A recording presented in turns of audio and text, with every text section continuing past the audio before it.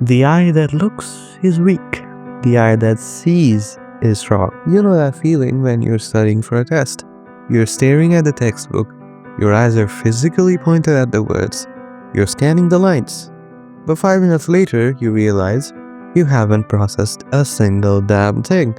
You were looking, but you weren't reading. This is exactly what is happening to your aim. You see the red lights on the enemy shoulder, you react, but your brain isn't actually calculating depth, speed, or trajectory.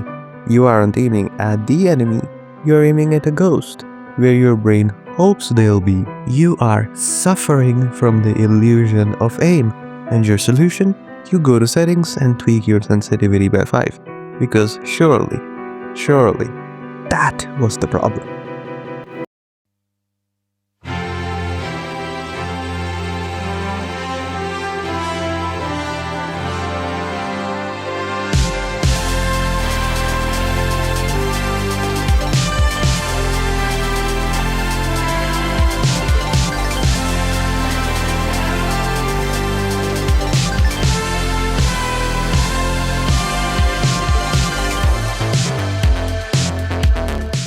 Every time you miss, you blame the slider. You copy a pro player sensitivity code because he dropped the nuke in a bot lobby. But let me tell you something uncomfortable. Aiming is like a song. The map, the movement, the enemy, those are the lyrics. They stay the same. Your sensitivity, that's the melody. When you change your sensitivity every day, it's like trying to sing the same lyrics but the band keeps changing the beat, the tempo, and the key signature. Unless you are a cognitive god, unless you have the raw, natural talent to visually process aiming in real time, which we'll get to. You need muscle memory. You need your thumb to know exactly how far 45 degrees is without asking permission from your eyes. The screen is a lie. It's just a grid of light pretending to be a world. Your aim is the only truth you're allowed to speak in the simulation. If your fundamentals are weak, you aren't playing the game. You're just a ghost haunting the server's code. True aim is esoteric. It's not about the number in the menu. It's about proprioception. Knowing where your hand is in physical space without looking at it. Take a pro with elite centric. Give them 300 sensitivity. They will adjust. Why? Because they aim with their mind, not with their thumb. They understand where the center of the screen is relative to the world. Do they have the sense? We have the Player.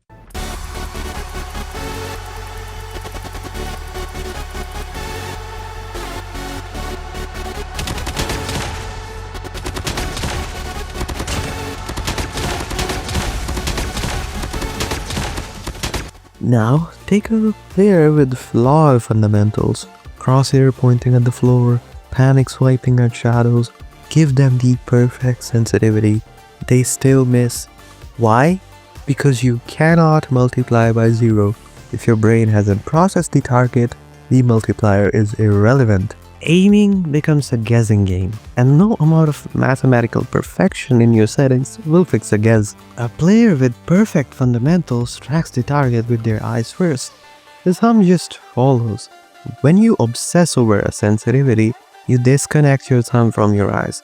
You create a disconnect. Muscle memory is a local map of a dead city. Cognitive aiming is a GPS for a world that changes every update. So here's the catch. You shouldn't just settle for muscle memory and call it a day.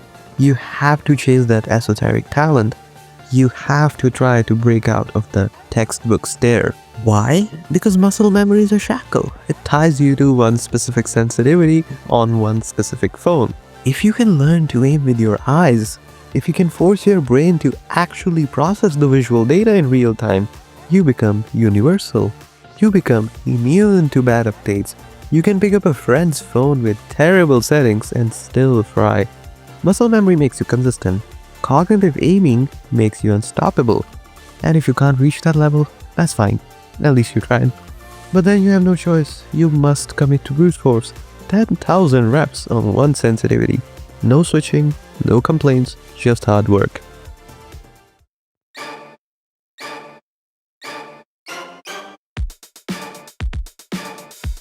So, how do we fix the textbook stare? How do we actually start processing? 1. Stop changing your settings. Pick a sensitivity, any reasonable sensitivity, and never touch it again for a month.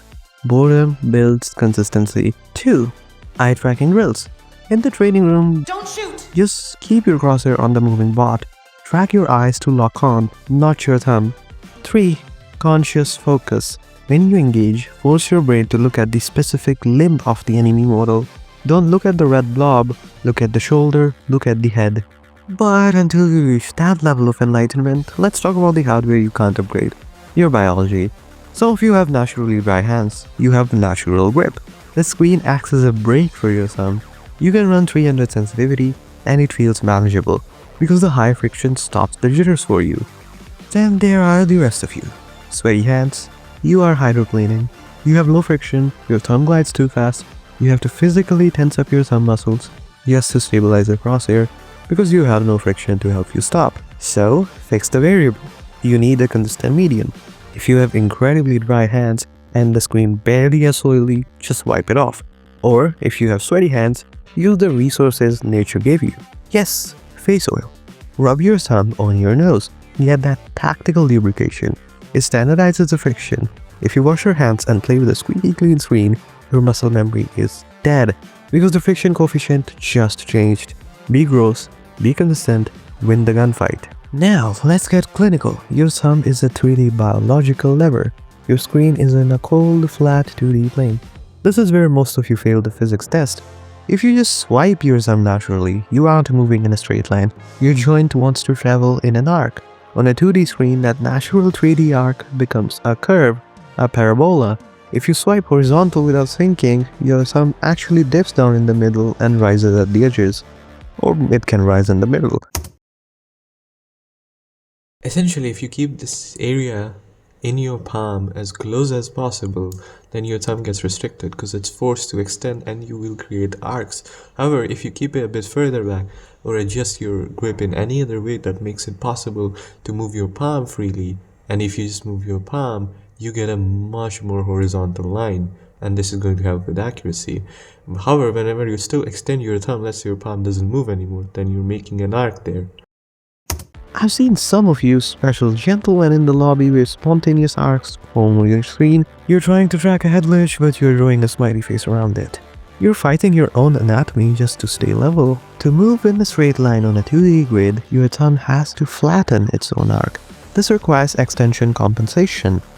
The math for flat projection is x equals L cos theta. To keep your vertical y constant, your brain is doing math you didn't even pass in high school. Every single millisecond.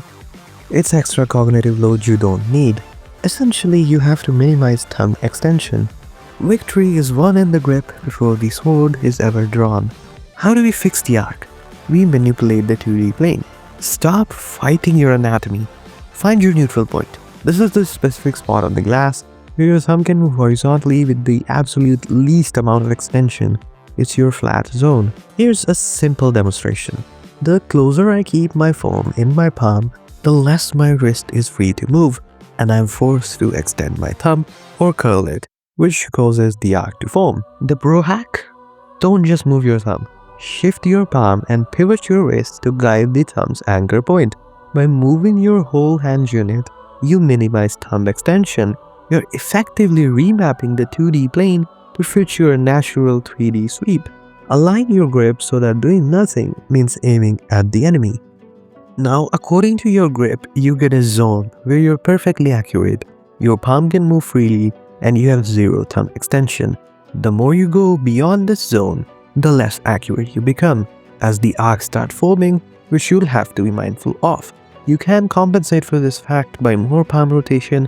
However, depending on your grip, this just might not be possible. This is the doorway trick. When you're holding a high traffic spot like a doorway or a hallway, align your aim, readjust your thumb so it is in that neutral point. Essentially, you have to recenter. Here's the physics. When you flick away from the doorway to kill someone, you are adding tension to your hand. You are stretching the rubber band. Once the kill is secured, you simply relax your hand. The tension releases and your aim naturally snaps back to the doorway, your neutral point. This is very easy. It relies on zero muscle memory, as you're essentially just going where your thumb naturally rests. If you are constantly fighting your own anatomy, If your resting aim requires you to stretch your thumb to the bottom corner of the screen, you are sabotaging your aim before you even fire a shot. Align your grip so that doing nothing, again, means aiming at the enemy. Now look at your screen. Not the game, the screen itself. If you are on 120Hz, congratulations. You have the luxury of playing visually. You can see the enemy move and you can react. Your eyes are the captain. But if you're on 60Hz, or God forbid, 30Hz, you're playing in the past. By the time your eyes see the enemy, the server has already decided you're dead. You cannot rely on reaction. You must rely on prediction and the muscle memory. You need to pre-fire. You need to pre-aim. You are playing a rhythm game, not a shooter. This brings us to the settings, and let's stop glazing one over the other. You need to understand the mechanics, not the hype. Speed acceleration isn't bad, it's just a different instrument. It allows you to track comfortably at low speeds but turn 180 degrees instantly if you swipe fast. It is a hybrid style, but it requires you to master two different speeds, the slow tracking and the fast flick. You are mixing two rhythms. You need to know when you have to flick and when you have to track, because at some point in your gameplay is going to be either incredibly slow or impossible to do the tracking and you are forced to flick. Fixed speed is raw data. It is one-to-one. It offers superior muscle memory for tracking because the distance never changes based on speed. But to flick, you need a high sensitivity. And to control that high sensitivity, you need incredible tension control in your thumb. You need to hold it tight to stop the jitters. However, there is always going to be a way to bypass these cons. Let's say you're using fixed speed, you need to flick onto a target. What do? You can use the setting called gradually switch while ADSing. You simply ADS your gun and you get your faster camera sense for that duration. There is no better setting. There is only the technique you are willing to learn. Do you want to master the timing of acceleration? Or do you want to master the tension control of fixed speed? Now we get to the forbidden jutsu, distance acceleration. This is for the absolute sociopaths who want to play a different game than the rest of us. The logic is simple. Slow sense at the center, infinite speed at the edges. But here is why it's a biological nightmare. Remember extension compensation? As your thumb reaches the edge of the screen, your biomechanical control is at its weakest because the joint is at full extension. And that is exactly when distance accel decides to spike your sensitivity. You're asking your brain to handle the 3D art problem while the melody, the sensitivity, is simultaneously speeding up. It's the gambler setting. You're betting that your screen real estate will do the work your thumb can't. If you have spontaneous arc, distance accel will turn them into crop circles. Avoid it unless you're a freak of nature. Look, 90% of your gunfights are relatively simple, chaotic messes. But for that 10%, that pixel perfect head glitch where only a helmet is showing, this is where the adaptations save you. The oil reduces the friction, the neutral point removes the tension, the gradually switch smooths the transition, and your brain, whether through brute force practice or cognitive adaptation, takes the shot.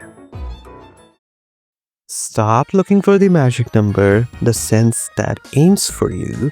The magic is in the mind. Fix your biology, understand your mechanics, and for the love of God, stop staring at the textbook. Go practice. Lock and load, going dark.